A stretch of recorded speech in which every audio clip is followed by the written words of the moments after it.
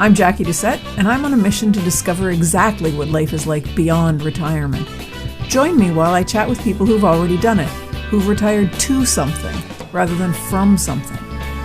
Let's find out together exactly what's waiting for us when we say goodbye to that 9 to 5.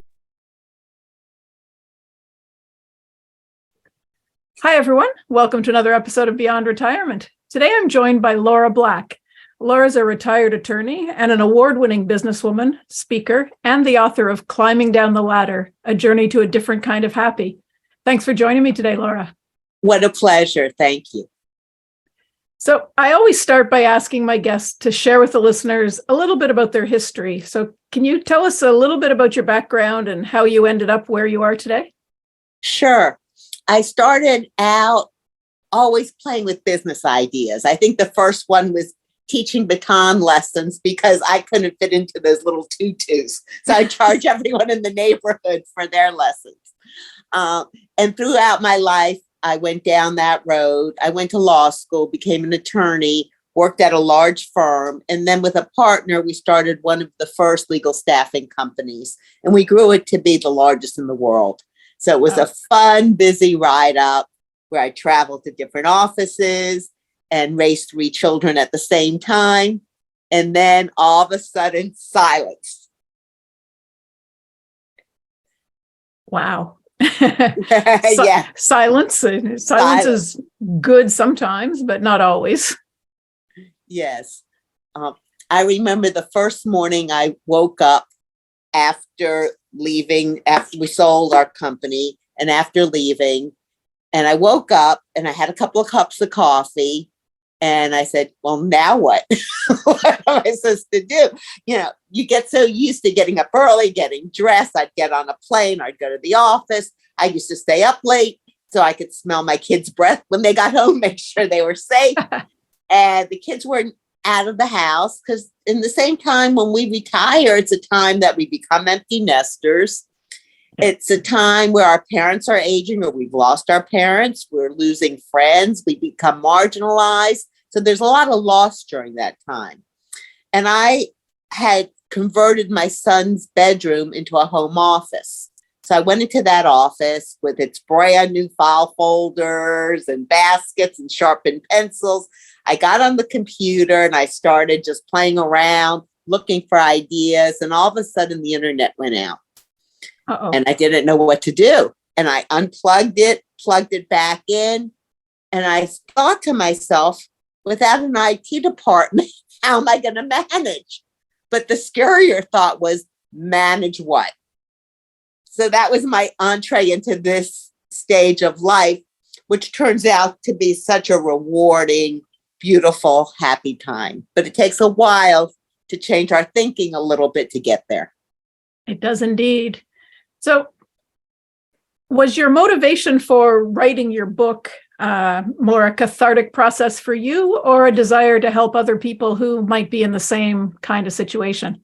It was both. I did a lot of research. I started reading everything I could get my hands on about retirement, about next stages, women, aging.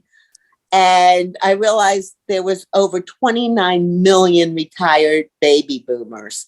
And that we are the generation that in the same way we lacked role models on our way up, we lack them on the way down. And it's a time to carve out our own journeys. And what does that look like? What makes us happy? What fulfills us? So true. And we are also the generation that was the first for so many things. So it's fitting that this is we're the first for you to talk about climbing back down and starting something new. I really enjoyed your book. Thank you. That means a lot. It gives a really vivid account of your life and how you ultimately arrived at the pinnacle of your career. But for me, what I really enjoyed was your account of how you started to let it go, that climb back down. And that's truly where the lessons, I think, are to be had. The chapters in your book, they tell you the lessons. Time doesn't always heal. Happiness is a choice, not a place. Was What gave you the final clue that you needed to maybe step off the ladder or start coming down the ladder? What was going on in your life? There must have been something that kind of made you say, hey, maybe there's something more. Right. In the book, I talk about a near-death experience that happened out of the blue. I was fine. I didn't have any significant health issues. And out of nowhere, really, my colon burst. And the surgeon told my husband he better bring the kids in town. They didn't know if I'd make it through the night. I'm here. I'm fine. I had to go through a lot. And I laid in that hospital bed for a long time, recuperating, and realized how precious life is and how it is so incumbent upon us to take this sacred space from today, because we don't know when that end date is, and maximize it. And there's no right way to maximize it. And I think the way we know is if we're content, we're filled with love, we're present, we're grateful.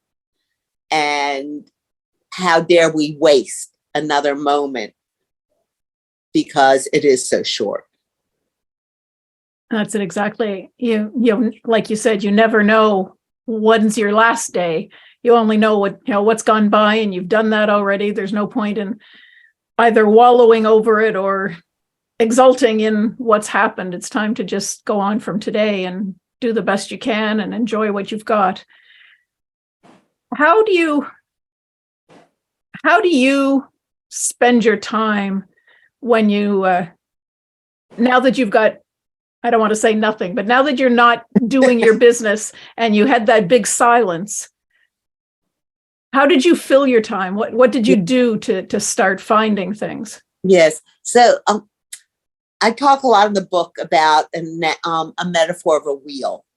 And if you think about a wheel with spokes, there's areas. Yeah. So our career took up a lot of those spokes. But there's other spokes in that wheel. There's relationships. How much time did we not give to relationships that we would have liked to?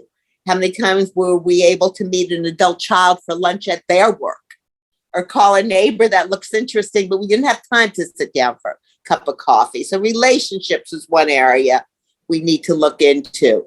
Learning, when we're working and we're busy in career raising children, it's like we have blinders on and we keep looking ahead at those goals. Yet there's an entire world around us that we can delve into, so many aspects, and taste lots of things, whether it's art, it's history, it's whatever it is that appeals to us. So learning, leisure activities. Do we want to take up yoga or pickleball, whatever it is? We have time to explore that. Spirituality, and I define spirituality as whether or not it's organized religion, it's getting in touch with something bigger than ourselves.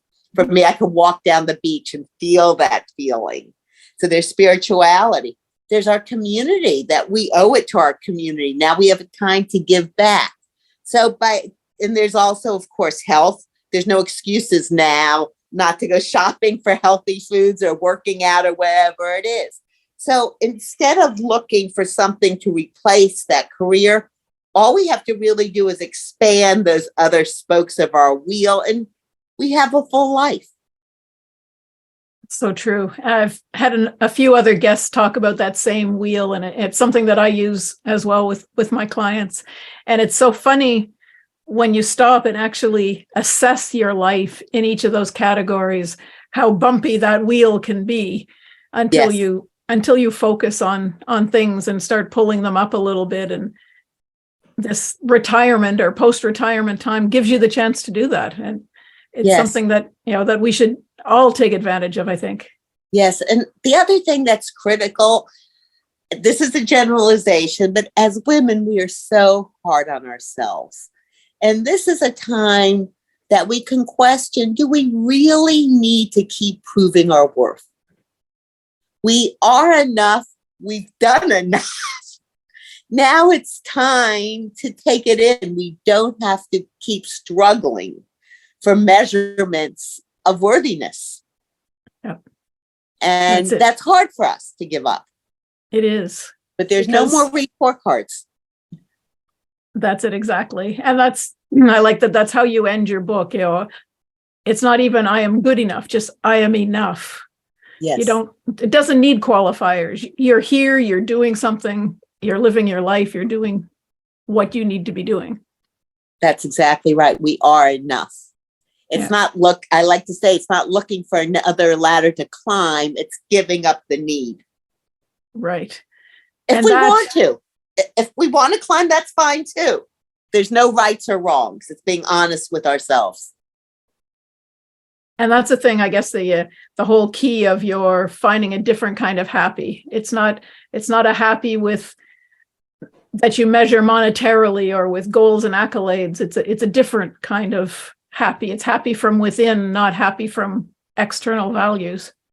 That's exactly right. It's happy from within. It's being authentic. It's being real. It's what matters. And I'd like to add, it's very helpful to look back. If we're those type A who are always productive and always producing and doing this, to look back and say, what motivated me? What really motivated me was more going on there than financial reward, doing great at my job, where there are other things I was trying to prove, and realizing we don't have to prove anymore. Yeah, that's it. And I've noticed, I've searched a little bit online, your aging woman confessing stuff. Yes. I really like your blog and the things that you talk about. You've got topics, I think, to interest just about anybody. Thank you so much. Thank you. What's the biggest piece of advice that you could give to someone who is, our age, just reaching this point in their life and wondering what to do? Busy is not the new rich and thin. There's so many of us strive for busy. I'm so busy. So what? I want to hear I'm content. We can take our time, give up external measurements of value, take that whole message about the sacredness of our time, and be in the moment. It's okay to try things, test things. Is this fun? I never thought I would read this author, or I never thought I'd want to travel to this place. It's an exploration, but without ramifications, without measurements. I think that's a hard thing to accept in most people's lives, not just women, but to accept no measurement, because all our lives we're striving for, being the best at this or getting the highest score in that. And it's so hard to stop that. Exactly. But I've never been, I'm sure you haven't either, at a funeral where they said, oh, she was a B-. It just doesn't work like that. There's nothing to prove. We already are who we are. Our kids are baked. It's enough. This is our time. So what's the biggest lesson that you learned yourself from writing your book and from all the experiences that you had to relive to write the book? What's the biggest thing you learned? That we're all more alike than we're different. We're all striving for the same things. We want to feel accepted. We want to feel valued. We want to feel loved. And we might go about it in different ways, but we're all looking for that same sense of fulfillment. And once we recognize that these are human needs, no one could give them to us. They have to come from within. And do you have any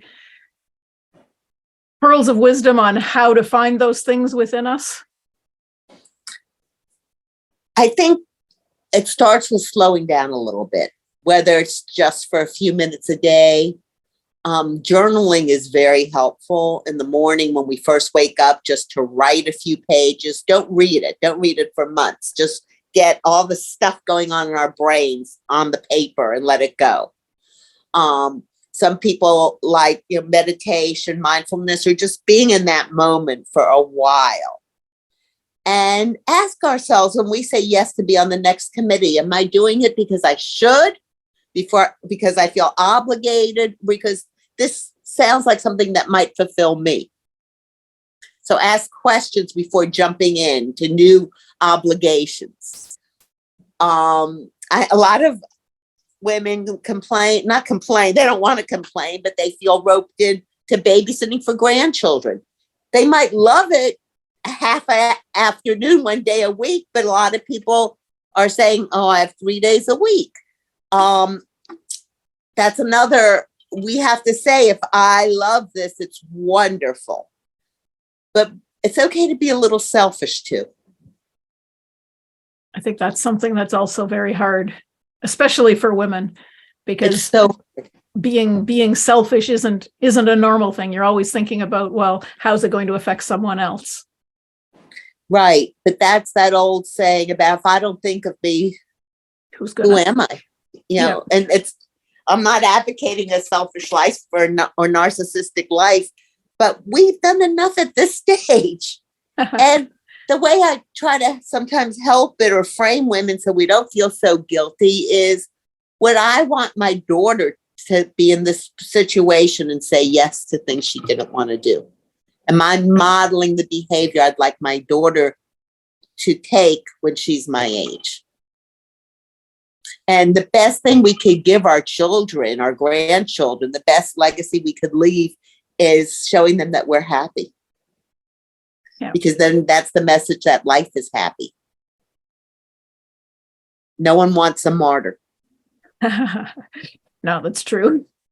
And I guess giving yourself the same kind of grace that you would give to a friend, because you should be your friend. Your best friend. Yeah. Yes. There was something I wanted to ask you about your book, and I don't remember what it was. What's the first thing that you did for yourself once you let go of your business and you decided that everything was going to be just living your life the best way you can? What did you pick to do first? One of the first things I needed to do was go to the cemetery and visit my parents and make peace with my past. So I had to let go of what was driving me in ways that were not as healthy for me, and realize my parents and your parents, my parents, mother's mother the best they can, father's father the best they can. So let go of the past and feel free. Let go of the past and let go of some of the responsibilities of the future as far as parenting. Like I said, the kids are baked. And take deep breaths and try to look at everything with new eyes and absorb. So I did a lot of traveling, as far as self-fulfillment. I love being in other places and seeing the world and seeing again how no matter how far we go, where we go, we all have jealousy. We all have human traits. And there's something really special about knowing that. One of the things that I wanted to ask, I was rereading the little part in your book where you went back to your old law firm for you had been invited to a party after you had left the firm, and you had started off, you were excited about the idea that you were still on their guest list, that sort of thing, but it didn't turn out to be what you kind of maybe anticipated it being. It was a different situation for you. And I'm wondering if you found that with a number of different situations that you were in after you left work, where you can't really go back. It's not the same anymore. It is interesting. That particular party, there were people from my law firm, but it was a lot of law firms. It was some kind of big holiday event with lots of people from different firms. And I didn't care anymore about networking. I wasn't trying to bring in business. Yes, the people you like, but my drive was different. What was important to me was different. And I experienced a lot of people, I don't know, jealousy might be a little strong, but gosh, you're out of this. What does it feel like? Life is stages, and it's hard to let go of the old and go into the new. But I like to think we keep getting better, and we keep seeing what's really important. And that's that old saying, can't go home anymore. That's not our identity any longer. So I went to this party. I didn't have a law firm business card or my company card. I didn't even know what to do. What would I give out? I went and made a personal calling card, just with my name and email. And I said, without a business card, who am I? Because that was so much of my identity. And it's so interesting when we think about it. One of the things that's so important for everyone, especially women in our careers, is the ability to bring in business, attract clients. So therefore, we wear our identity on our sleeves all the time. We're at a soccer game, we let everyone know we sell real estate, or we practice law, or we're a coach, whatever we do, because it's our way of marketing ourselves. And all of a sudden, there's nothing to market. But while that is a huge adjustment, it's also very liberating, because if we're not marketing anything, we can just be. Yeah. And I guess that's kind of where I was aiming, that a lot of people have trouble once they quit working, because they don't know who they are or how to be just them. And it's a matter of going back and remembering, like you said, you are enough, and you can just be you and talk about the cookies you baked this morning, or whatever you want to talk about. It doesn't have to be selling something to someone all the time. That's exactly right. And if we're authentic and we're comfortable saying we made cookies this morning, it gives other people permission to be authentic when we're with us. So therefore, real connection and conversation happens. Yeah. And that's, no one has to put on that pretense. Exactly. And that's where you get to meet real people, instead of just the business networking crew who is only interested in you because you might bring in money for them. Right. And some of those people we could develop further. They could become our friends, but we don't really seek company with those who don't really know and understand who we really are. Those are the people we really want to be around, because they're the ones that matter. They know us. They know us at our good, at our bad, and our in between. So by allowing ourselves to show that real person, to say, today wasn't a very good day, or I'm a little bored, or whatever it is, setting the place and being authentic will translate and help us form those really strong connections. And everyone will want to be around you because they're comfortable. You know the friend whose house you go to, who everything is perfect, right? The bed's always made. There's not a piece of dust on the floor. Well, you're not going to invite them over unless your house is perfect. So it's the same thing. If we could show a little bit of our imperfections, others can also. And it's much easier to be with us. Well, I'd say in that case that everybody should be happy to invite me over, because my house is never perfect. So theirs doesn't have to be. Mine either. Well, Laura, I've enjoyed chatting with you. And like I said, I really enjoyed your book. And I'd like to encourage the listeners to pick it up, because it's definitely a good, entertaining read, as well as enlightening. It made me think about me a lot differently. Thank you so much. And it's called Climbing Down the Ladder, and it's on Amazon or most major sites. So I appreciate that plug. Not a problem. Thank you so much for being with me today. Before we say goodbye, is there anything that you'd like to share with the listeners other than go and buy your book?